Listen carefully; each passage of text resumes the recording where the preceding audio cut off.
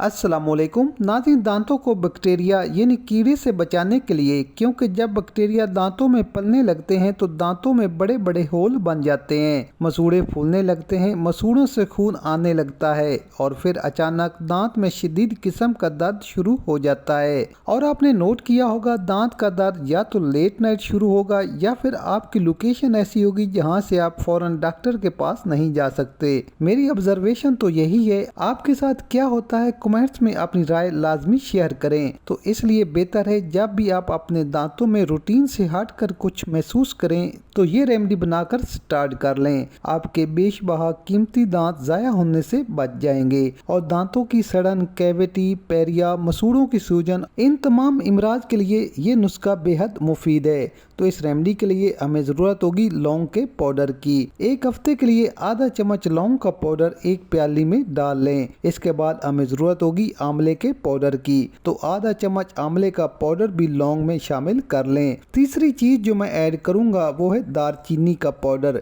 ये भी आपके किचन का ही इंग्रेडिएंट है। दारचीनी की स्टिक को पीस कर पाउडर बना लें और आधा चम्मच शामिल कर दें। इसके बाद जो मैं चीज़ शामिल करूंगा वो है मीठा सोडा।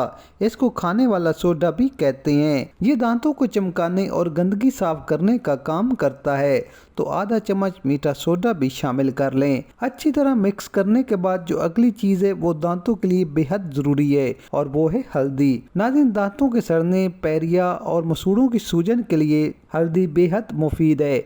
अब सारी चीज़ों को अच्छी तरह मिक्स करने के बाद जार में महफूज कर लें और रोज़ाना 7 दिन तक 3 से 4 चुटकी पाउडर लेकर इससे मंजन करें। कम से कम 4 मिनट तक आहिस्ता आहिस्ता हल्के हाथों से मंजन करने के बाद नॉर्मल पानी से कुल्ली कर लें। इंशाल्लाह दांतों के तमाम मसाइल हमेशा के लिए जड़ से ख़त्म हो जाएंगे। तो नाज़रीन, दांतों के मुतालिक अगर आपको मेरी ये रेमेडी पसंद आए तो वीडियो को लाइक, शेयर और कमेंट ज़रूर कर दें। मज़ीद ऐसी ही वीडियोस के लिए हमारा चैनल लाजमी सब्सक्राइब करें। मिलते हैं एक नई वीडियो के साथ। अल्लाह हाफिज़।